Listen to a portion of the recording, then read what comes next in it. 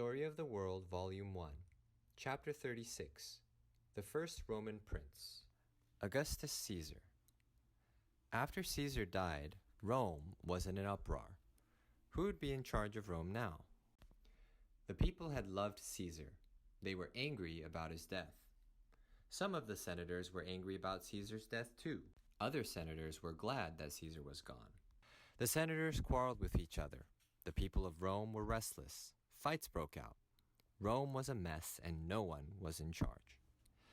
Caesar's nephew Octavian was only 19 when Caesar died. But he had inherited all of Caesar's money because he was Caesar's adopted son. He took Caesar's money and threw a big party in memory of Caesar. The party lasted 10 days and the whole city of Rome was invited. Then Octavian gave presents and money to every poor family in Rome. Suddenly Octavian was very popular. The people of Rome loved him because he was generous. The army loved him because he was Caesar's adopted son. When he saw how popular he was, Octavian went to the Senate and demanded to be made a consul. The Senate didn't want to make Octavian a ruler of Rome. He was too young, and he was too much like Caesar. Once he had power as a consul, he could start to work towards becoming a king. But the people of Rome and the army wanted Octavian to be a consul, and the Senate was afraid to say no. So Octavian became a consul of Rome. Just like Julius Caesar, he led the army into nearby countries and conquered them for Rome. Just like Julius Caesar, he made the Roman Empire bigger and richer. But Octavian didn't make the same mistakes that Caesar had made.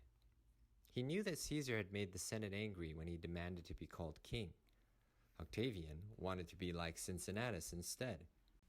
You heard the story of Cincinnatus last week. He was taking care of his grapes when the Senate asked him to be head of the army.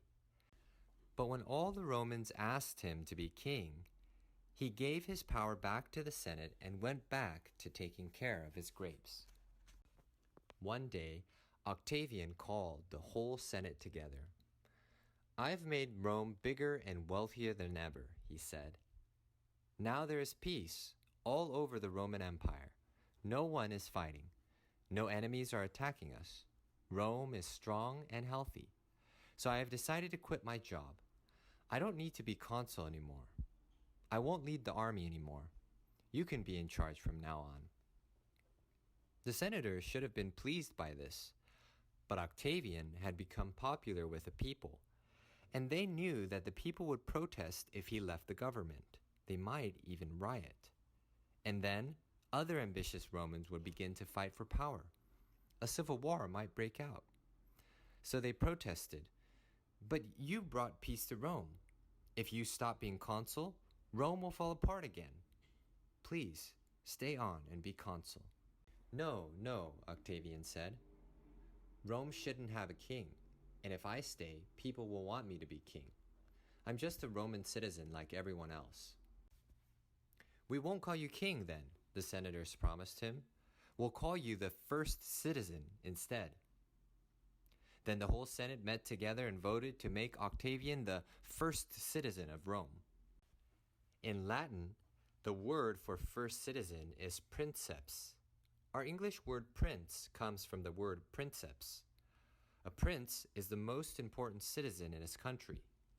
And even though Octavian was called first citizen, he acted like a prince.